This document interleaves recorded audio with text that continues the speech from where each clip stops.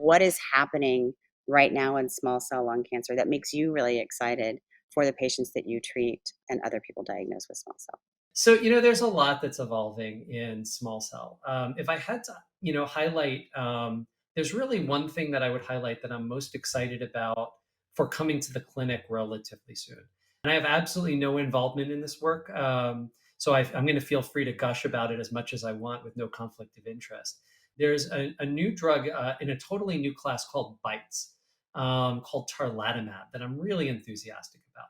So, the general class here is something that I would call personalized immunotherapy, which is looking at an individual person's cancer and actioning something on it. So we talked about mutations as changing the function of a cancer cell, right?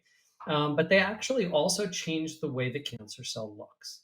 So there are some things presented on what's called the surfacome of the cancer cell, which is the cell surface. And there are some presented in what's called the immunopeptidome. That's going to obviously require a little explanation, but that's the where every cell presents to the immune system things it's making. It's kind of show and tell. Look at me, I'm making this. So that if this is something foreign, like say a viral protein, the immune system can say, hey, we have a problem here. You're a virus infected cell, you're a cancer cell, I got to kill you. And so these foreign elements present an opportunity, something that marks the cancer cells as different from self.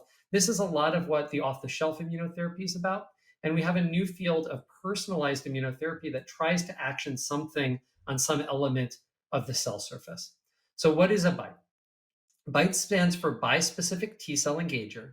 It's a modified antibody. So antibodies are those things floating around in your blood that are those Y-shaped things that are binding to viruses and bacteria and helping your immune system to kill them. This is one genetically engineered so that one side of it binds to this molecule called DLL3 that is commonly shown on small cell lung cancer cells. And the other side is engineered to bind to a T cell, which are the killer cells, kind of the xenophobes of your immune system. They float around killing foreign things, to bring them physically together so that the T cell will then kill the cancer cell. We saw data at ASCO on it, not this past one, but the year before.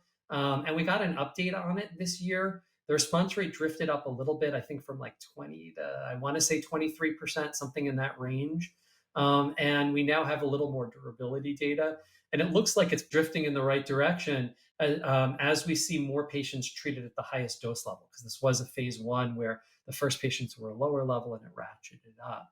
I think this is exciting in and of itself because I think this is going to become an approved therapeutic available for standard of care in clinic everywhere. But it's also, to come back to pizza, I think this is that first or second slice of pizza where it's teaching us what's possible, that we can action these specific foreign elements on the small cells to initiate an immune response.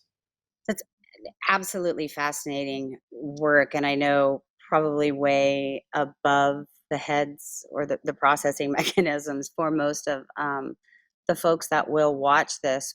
But with that being said, I think the takeaway is there are exciting things happening in this space.